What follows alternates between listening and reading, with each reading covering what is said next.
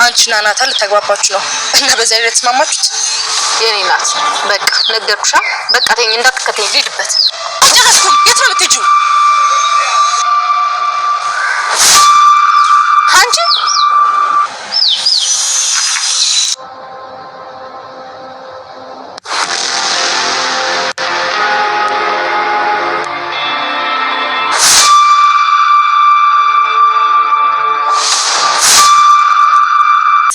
በቃ እንደዚህ እንደሆነ ነው የምትፈልገው?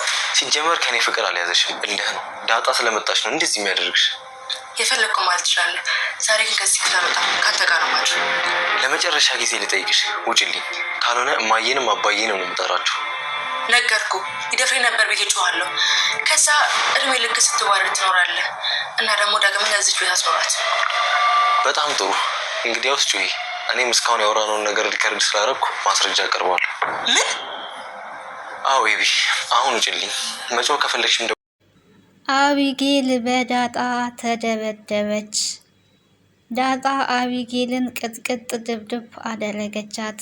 ናታን ከኤቢ ማስረጃ ይዞ ለአባትና ለእናቷ ተናገረ። በድጋሚ ኤቢ በአባቷ ፊት ተዋረደች። አባቷ ከዚህም በፊት ብዙ ጥፋቶችን አልፏት ነበረ።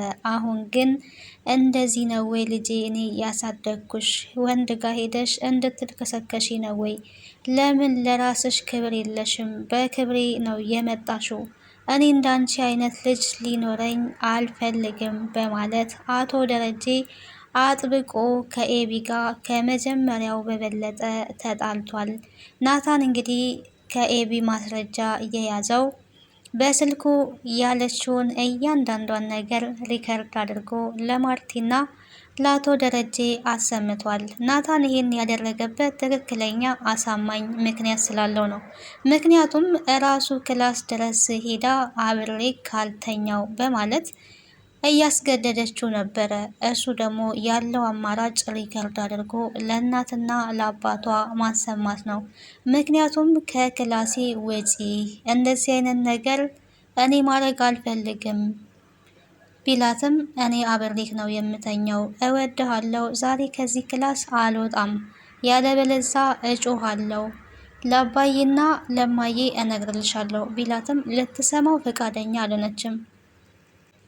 ከዚህ በኋላ አላስጠነቀቅሽም፣ ለመጨረሻ ጊዜ ኤቢ ከክላሴ ውጪ፣ አንቺ ልጅ ግን ያምሻል፣ ጤነኛ አይደለሽም ቢላትም ኧረ እኔ ጤነኛ ነኝ፣ የፈለገ ነገር ብታመጣ ከዚህ ክላስ አልወጣም፣ ለአባዬ ነው እምነግረው ቢላትም ደጋግሞ ለአባዬ ብትነግረውም አባዬ ብትጠራውም እራሱ ነው ነይ እዚህ ከኔ ጋር ታድሪያለሽ ብሎ ሊደፍረኝ ሲል ነው የጮኩት ብዬ እናገራለሁ። ከዛ አባዬ ማንን እንደሚያምን ሁለታችንም አብረን ሆነን የምንመለከተው ይሆናል።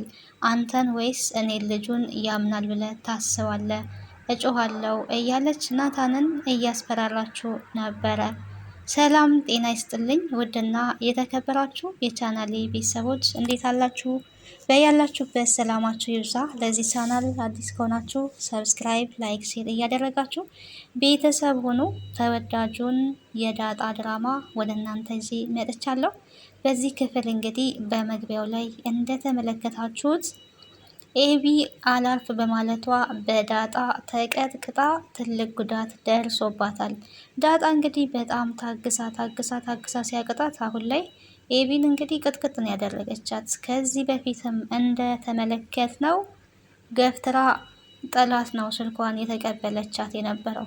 አሁን ደግሞ በቃ መንገድ አላስኬዳ ስትል ዳጣ ያላት አማራጭ እረፊልኝ፣ እረፊ ከላይ ላይ እኔ ህይወቴን አታክብጅብኝ፣ የኔ ህይወት እንደ ገለባ የቀለለ ነው፣ እባክሽ የቢታይ ብትላትም ልትሰማት አልቻለችም። ነይ አልጨረስኩኝም፣ እማወራው ነገር አለ፣ የት ነው የምትንቀሳቀሽው? በማለት እንግዲህ መንገድ ልታስኬዳት ፈቃደኛ አልሆነችም።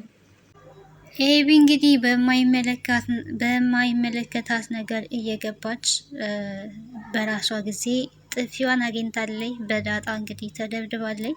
ከዚህ በፊት እናቷም ብዙን ጊዜ በጥፊ መታታለች። የጥፊ አፍቃሪ ናት ማለት ነው። ናታን እንግዲህ ሪከርዱን ለማየና ለአባዬ አሰማለሁ ሲላት ነው የወጣችው የነበረውና ሪከርዱ ደግሞ ለአባቷና ለእናቷ አሰምቶባታል። ሪከርዱን አሰማብሻለሁ ሲላት እንግዲህ በጣም ነው ደንግጣ የወጣችው የነበረው። አባትና እናቷ ሪከርዱን ሰምተው በጣም ያልጠበቁት ነገር ነው የሆነው። አባቷ ያው ከዚህ በፊትም ኤቢ እንደምትዋሽ እንደምታጭበረብር ዳጣን ከዛ ቤት ለማስወጣትም ብዙ ሴራዎችን ስላደረገች ስልኳ ላይ በቴክስት እንደተጻጻፈች እንዲሁም ደግሞ ወርቅ ደብቃ ዳጣ ናት የሰረቀችው በማለት የዳጣን ስም እንዳጠፋች ከዚህ በፊት ይህን ሁሉ ጥፋት ስለደበቀላት ያሁኑን ደግሞ እንግዲህ በማስረጃ ናታን አቅርቦ ጉዷን አውጥቶላታል ማለት ነው። ኤቢ ተዋረደች። በቅናት የተነሳ እንግዲህ እየተዋረደች ነው የምትገኘው። የሚቀና ሰው መጨረሻው ሞት ነው የሚሆነው። እውነት ለመናገር ቅናት ሕክምና የሌለው በሽታ ምንድን ነው ብላችሁ ብትጠይቁ ቅናት ነው ማለት ነው። ሐኪም መርምሮ እንኳን ሊደርስበት የማይችለው ከባድ በሽታ በሰዎች ላይ መቅናት። አሁን ላይ ፍቅር ከኔ ይዞሽ አይደለም ዳጣ ከመጣች ጀምሮ ነው እንደዚህ የሆንሽው። ቅናትና እልህ ነው የያዘሽ። መጀመሪያ በእኔ ለመወደድ በእኔ ለመፈቀር ሴት ሁኚ፣ እንደ ሴት ሁኚ ነው ያላት ማለት ነው። ስለዚህ ሴት የሴትን ስም ስለያዘች ብቻ ሴት መሆን አልቻለችም እና ሴት የሚለውን ስሙን ብቻ ነው የያዘችው እንጂ ኤቢ የሴት ባህሪ በጭራሽ የለባትም። በጣም አይና ውጣ ናት። ልጁን እንግዲህ መከራውን ነው ስታበላው የነበረው። ፍቅር በውዴታ እንጂ በግዴታ የሚሆን ነገር አይደለም በማለት ነው የነገራት። እሷ ግን ሴቱኝ ሲላት ምን ማለት ነው ሴቱኝ ማለት? ልብስን እንዳጥብል ምግብን እንድሰራል እየወደድኩ እንዳልወደድኩ አክት ማድረግ ስሜቴን መደበቅ ያ ነው እንደ ሴትነት ላንተ እያለች እንግዲህ መልስ ትመልስለታለች ማለት ነው። ከዳጣ ጋር ደግሞ የተያያዘችበት ምክንያት ትልቁ ሰላም ናት። እንግዲህ ሰላምና ዳጣ በጣም ይቀራረባሉ።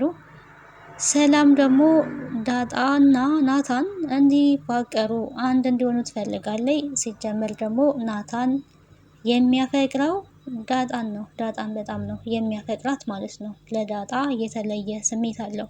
ይሄ ደግሞ ኤቢን እያነጫነጫት እያስቀናት ይገኛል።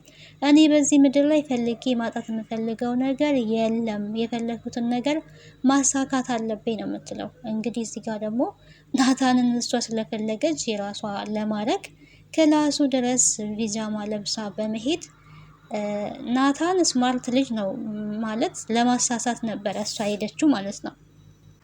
እሷ ለማሳሳት ክላሱ ድረስ ፒጃማ ለብሳ ብትሄድም እሱ ግን መሳሳት አልቻለም። ይልቁኑ ውጪ ከዚህ ክላስ ብሎ ነው ሊያስወጣት የሞከረው ማለት ነው። እሷ ያው ድርቅናዋ እንደቀጠለ ነው ማለት ነው። በጣም ደረቅ ናት። እንደዚህ እኔ እዚህ ቤት የመጣሁት አባትሽ እና እናትሽ ስለሚተማመኑብኝ ስለሚያምኑኝም ጭምር ነው። ሴቶች ልጆች እያላቸው እዚህ አመጣው ያስቀመጡኝ። ስለዚህ እኔ ደግሞ የሚያምኑኝን ቤተሰቦችሽን መካድ አልፈልግም፣ ክብሬን መጠበቅ ነው የምፈልገው ብሎ ነው የመለሰላት። እማዬና አባዬ ቢያዩ ምንም አይሉም። እንዲያውም እማዬ እኔ አንተን እንዳገባ ትፈልጋለች ብላለች። ከዚህ በፊት እንግዲህ እኔ እናንተ ተጋብተን የማዬና የአባዬን ድርጅት እኛ ማስተዳደር አለብን ስትል ነበረ። ይህንን የምትልበት ምክንያት ደግሞ እናቷ እንግዲህ ተጋብታችሁ ድርጅታችን እናንተ መምራት አለባችሁ ስትላ ስለነበረ የእናቷ ግፊት አለ። አሁን ላይ ደግሞ ቅናት አለ፣ እልህ አለ። ፍቅር ሳይሆን በእንደዚህ አይነት ነገር ውስጥ ነው እያለችው ኤቢና እናትሽ አንቺን እንዳገባ ብትፈልግም ግን በዚህ መልኩ አይደለም። ይሄንን ብታይ በጣም ነው ልትቆጣ የምትችለው ብሏል። ማርቲ እንግዲህ በጣም ነው እየተናደደችው። አንቺ ልጅ ግን ምን ባደግሽ ነው የምሻለው? አልመከርኩሽም ወይ? ሴቱኝ አላልኩሽም ወይ? ስርዓት ይኖርሽ አላልኩሽም ወይ? ብላ ብዙ ምክሮችን ከዚህ በፊት እንግዲህ መክራት ነበረ። የእናቷን ምክር ላፏ እሺ ብላ ግን ተግባር ላይ አላዋለችውም። ኩሩ ሁኚ፣ ሴት ልጅ ኮራ ስትል ነው ያኔ ወንድ ልጅ ራሱ አሳዶ ይመጣል ብላ ይሄን ሁሉ ምክር እንግዲህ መክራት ነበረ። ኤቢ ግን በአንደኛዋ ጆሮ ሰምታ በአንደኛው ደግሞ አስወግደዋለች ማለት ነው። ምክሩን አልተቀበለችም ማለት ይቻላል። ካልተገበረችው ካልተጠቀመችበት ምክሩ ምንም አይነት ጥቅም የለውም። እና ወንድ ልጅ ስርስሩ ስትለማመጪው ይንቅሻል ብላ ነግራታለች። እና አሁን እያደረገች ያለችው ያንን ነው ማለት ነው። ለዚህም ነው አፍ አውጥቶ ናታን ሴቱኝ ያላት ማለት ነው። ቅናቷ እንግዲህ ከዳጣም ያስደበደባት ሰላምዬና ናታን በመዋደድ ሰላምዬና ዳጣ በጣም ነው የሚቀራረቡት። ኤቢ ደግሞ ከሰላም ጋር ጥል ጀምራለች ማለት ነው። የናታን ክላስ እንግዲህ ሰላም ሄዳ ልታጸዳ፣ ያው ሁሉንም ክላሶች ታጸዳለች። የእሷን ክላስ አጽድታ ከዛ ደግሞ የናታንን ክላስ ልታጸዳ እንግዲህ ክላስ እያጸዳች ባለችበት ሄዳ ነው የለከፈቻት ማለት ነው። እዚህ ክላስ ደግሞ ሁሌ መግባት ትወጃለሽ፣ ምን ልትሰሪ ነው እዚህ የገባሽው ስትላት እንግዲህ ስራውን ነው የምትሰራው ሰላም። እውነት ለመናገር እንደ አንድ የቤት ሰራተኛ ይሄ የከሌ ክላስ ነው ይሄ የከሌ ክላስ ነው ብላ ሳይሆን መግባት ባለባት ሰዓት ገብታ ታጸዳለች።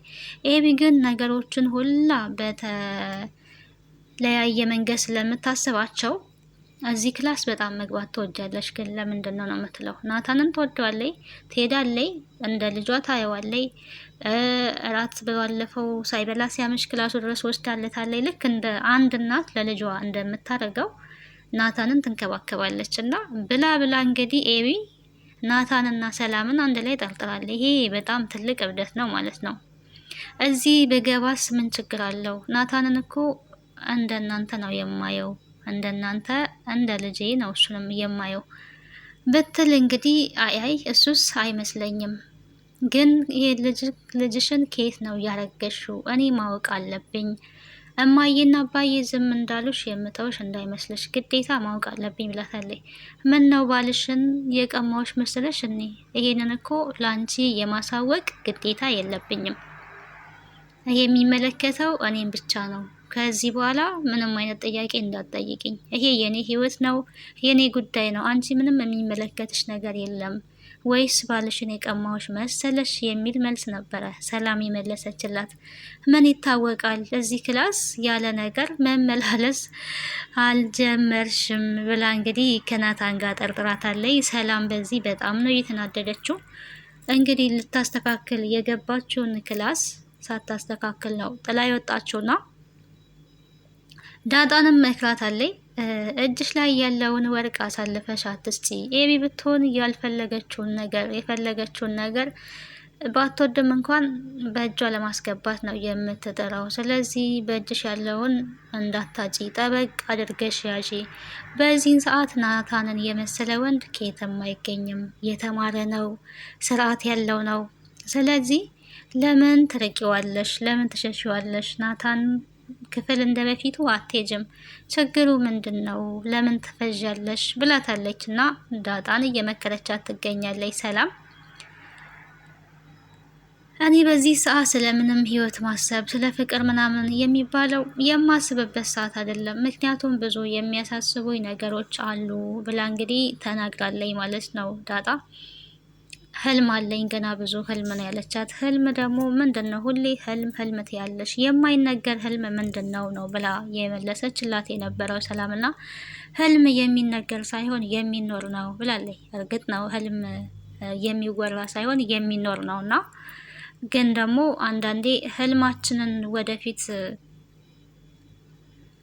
ይሆናል ብለን የምናስበውን ነገር ዛሬ ደግሞ አጠገባችን ያለውን ነገር ሊያሳጣን ይችላል እና አሁን ላይ ያው ዳጣ እዚህ ጋር የቀረበላት የፍቅር ጥያቄ ናታን እሷን መውደዱ ምንም መስሎ አልታያትም። ምክንያቱም ጥያቄዎች በውስጡ አሉ። እናቴ የት ናት የሚል ጥያቄ አለ። ከአባቷ ጋር ትክክለኛ የአባትና የልጅ ፍቅር እንዲኖራት ትፈልጋለች። ከእህቶቿ ጋራ በሰላም እንግዲህ የኤቢም ጭቅጭቅ ቀርቶላት የሰላም ኑሮ መኖር ትፈልጋለች እና አሁን ላይ ሀሳቧ ያና ያ ብቻ ነው። በዚህ ሀሳቧ ላይ ፍቅር የሚለው ነገር እንዲጨመር አልፈለገችም። ሰላም ደግሞ የቀረበላትን እድል እንዳታጣ እየመከረቻት ትገኛለች። ልክ አንድ እናት ልጇን እንደምትመክር ሰላም እየመከረቻት ነው የምትገኘው። ያው እውነቱ ባይገለጥም ሰላም እንግዲህ ለዳጣ ወላጅ እናቷ ናት። ያንን ደግሞ ልጇ ጥሩ ባል እንዲኖራ ስለምትፈልግ እየመከረች ትገኛለች ማለት ነው። አትፍሰጂ። ይሄ እድሜ በጣም ማስተዋል ይጎለዋል። በዚህ እድሜ ነው ሮጥ ሮጥ ብለሽ ባል መያዝ መርጠሽ ባልን መያዝ ያለብሽ። ስለዚህ አትፍሰጂ፣ ከናታን አትራቂ የሚል ምክር መክራለች። ናታን ጋም ስትሄድም እሷ ያው ስለ ፍቅር አሁን ላይ ምንም የምታውቀው ነገር የለም። አትቀየማት፣ ተረዳት፣ ጊዜ ወስደ አስብበት እያለች እንግዲህ ለኔ ተው ፍቅርማ ይዞሃል ለኔ ተው ብላለች። ናታንዬ ፍቅር ይዞሃል፣ በቃ የዳጣን ነገር ለኔ ተው፣ ዳጣ ዝም ብላ ነው ብላ እንግዲህ ነግራዋለች። ያው ሁለቱን ለማግባባት ነው የምትጥረው። ይሄን ደግሞ ኤቢ ያውቃለች። በዚህ ነው ከዳጣ ጋር የበለጠ እየተጠማመደች ያለችው። እንግዲህ ሰላም ዳጣን ከዳጣ ጋር ደግሞ የራሷን ጉዳይ ማማከር ፈለገች። እሷ መክራታለች ህይወቷ እንዲስተካከል። እዛ ቤት ደግሞ ሌላ የምታወራው ሰው ናታን ወይ ደግሞ ዳጣ ናት ቀርባ ሚስጥሯን የምታወራውና ኩሽና ስትመጣላት ዳጣ ሰላም እንግዲህ የሆነ ነገር እንድታረግልኝ እንድታግዥኝ ፈልጋለሁ ነው ያለቻት ዳጣን። በዚህ ጊዜ እንግዲህ ያው ምን ያለበት እንደሚባለው ኤቢ በርጋ ቆማ ነበር ስታዳምጥ የነበረው። ሰላም እና ዳጣ ኩሽና ሆነው ሲያወሩ ኤቢ የልጅሽን አባት ላቅ ፈልጋለሁ ብላኛለች፣ እንድትተባበሪኝ ፈልጋለሁ፣ የሰላም ባል ነኝ ብሎ የሚመጣ የልጅ አባት ነኝ ብሎ ኤቢን የሚተዋወቅልኝ ሰው ፈልጋለሁ እያለች እንግዲህ ከዳጣ ጋር እያወራች ትገኛለች። ኤቢ ደግሞ በርጋ ቆማ ይሄንን ሚስጥር እየሰማች ነው የምትገኘው። እና ምን አስጨነቀሽ አንቺ? ሲጀምር ደግሞ እሷ ምን አገባት ነው ያለቻት። አይ እያስገደደችኝ ነው፣ ግን የሆነ ባል ነኝ ብሎ የሚመጣ ሰው ብላታለች ማለት ነው። አይ እንደዚህ አይነት ነገር ውስጥ መግባት ጥሩ አይደለም። እሷ አልፋ አትቀመጥም። የሆነ ሰው አምጥተን ብናስተዋውቃት፣ ሞገስ ደግሞ ባለትዳር ነው፣ የሆነ ደግሞ ሌላ ሰው ማንጥተን ብናስተዋውቃት ነገ ደግሞ ዲኤንኤ ይመርመር ማለቱ አይቀርም። እሷ አርፋ የምትቀመጥ ልጅ አይደለችም ብላለች። እውነቷን ነው። ኤቢያው አርፋ የምትቀመጥ ልጅ አይደለችም። የዳጣን ጸጉር ወሰድኩኝ ብላ የሰላምና የአባቷንም ጸጉር ወስዳ ዲኤንኤ ያስመረመረች ማስተዋል የጎደላት ልጅ ናት ማለት ነውና እንደዛ ማለቷ ስለማይቀር ተያት ነው ያለችው ማለት ነው። አንቺ ምን አስተናነቀሽ? ከሀገሬ ሰው ነው ያረገዝኩት፣ ከክፍለ ሀገር ከማውቀው ሰው ነው ብለሽ የለ። ስለዚህ ተያት፣ እሷን እኮ ይሄንን አይመለከታትም ብላለች ማለት ነው። አላስቀምጠኝ ብላ ነው። አረ በቃ ተያት፣ ካልሆነ ደግሞ ዋጋዋን ነው የምሰጣት። የምታስቸግርሽ ከሆነ ከዚህ በኋላ ንገሪኝ፣ ዋጋዋን ነው የምሰጣት ነበር ያለቻት። ይሄን ሁሉ እንግዲህ ሰምታ ዳጣ ልትወጣ ስትል ከክችን እንግዲህ ተደብቃለች። ይሄ ሚስጥር ሰምታለች። ኦልሬዲ ዳጣን እንግዲህ ጠብቃ ከቤት ስትወጣ ከኋላ ተከትላ ነው። ቅድም ምን ስትሉ የነበረው? እስኪ ንገሪኝ፣ ምን ነበር ስታወሩ የነበረው ከሰላም ጋር? ከዚህ ቤት ግን ተመንቅረሽ እንደምትወጪ ታውቂያለሽ። አሁን ደግሞ ሰላምም አንቺም ትወጣላችሁ ከዚህ ቤት። እዚህ ቤት ግን ምንድን ነው የምትሰሩ ብላታለች። ከዚህ ቤት መቼ ነው የምትወጪው እያለች ነው ብዙውን ጊዜ የምትጨቀጭቃት። እኔ ስለ ሰው አይመለከተኝም፣ ራሴ ወክዬ ስነግርሽ ግን አልወጣም ነው ያለቻት። ቁርጡን ነግራታለች። ምክንያቱም ዳጣ የአባቷ ቤት ነው ያለችው፣ አትወጣም፣ የትም አትሄድም ማለት ነው። ስለ ሰላም ደግሞ እራሷን መጠየቅ ትችያለሽ ነው ያለቻት። ቅድም ያወራችሁትን እያንዳንዱን ሰምቻለሁ፣ ያልሰማው እንዳይመስልሽ። አንቺ ከናታን ጋር ለማግባባት ሰላም ታግባባችኋለች። አንቺ ደግሞ በዛ ምትክ ለሰላም ባል ገዝተሽ ልታመጪ ተስማምተሻል፣ ስምምነታችሁ ይሄ ነው ብላታለችና በመጀመሪያ ምን አወራችሁ ነበር ብላ የጠየቀቻት። ምን ነበር ያወራ ነው እያለች እንግዲህ ያው ዳጣም ቅናቷን ስለምታውቅባት እያሾፈችባት ነበረ። መርዙ የሚባል ባል ልታመጭላት ገዝተሽ ይሄ ነው ያወራችሁት በማለት እንግዲህ ኤቢ ተናግራታለች። አሁን ሊሄድበት አይመለከትሽም፣ ስለሱ ምንም የሚያገባሽ ነገር የለም ብላ እንግዲህ ልትይዝ ስትል አልጨረስኩም ብላ ነው የያዘቻት። አልጨረስኩም ብላ ስትይዛት ነው እንግዲህ ከላይ ላይ እረፊ በማለት ጠፍጥፋ የለቀቀቻት። ኤቢ ዋጋዋን አግኝታለይ። በናታን ሪከርድ ተዋርዳለይ። በዳጣ ተደብድባለች። የሁሉ ነገር ደርሶባታልና ለዛሬ እንግዲህ ዳጣ ድራማ ይዤላችሁ የመጣሁት ይህንን ይመስል ነበረ። ቀጣዩን ክፍል ወደ እናንተ ይዤ የምመጣ ይሆናል። ሀሳብና አስተያየታችሁን በኮሜንት አስቀምጡልኝ። ከዚህ ድራማ ምን ተማራችሁ? አስተማሪ ድራማ ስለሆነ እየተማራችሁበትን በኮሜንት አሳውቁን። ባይ ባይ።